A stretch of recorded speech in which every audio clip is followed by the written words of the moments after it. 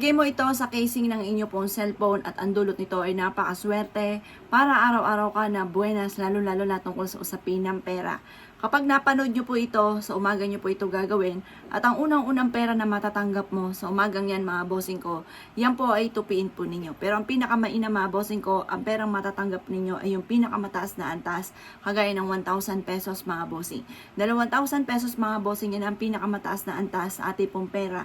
Mas mabilis siya nakakamagnet mga bossing ko tungkol sa usapin ng pera mga bossing. Or kaya, kung wala kang inaasahan na makatatanggap mong pera ay manghingi ka sa tao na mayaman. At gagawin nyo po ito, halimbawa sa hapon ka nakahingi, sa umaga nyo po gagawin mga bossing.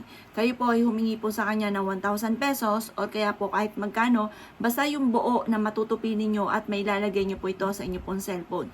At pagkatapos yung pong tupiin ay ilagay nyo po sa likod ng inyo pong cellphone at saka ilagay nyo po ang inyo pong housing.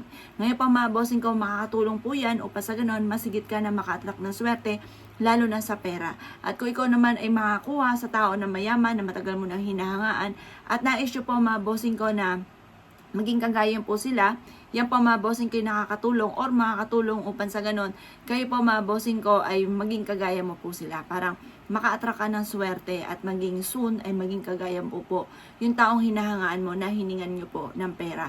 Wag na wag nyo po yung gagastusin at ang dulot niyan ay swerte.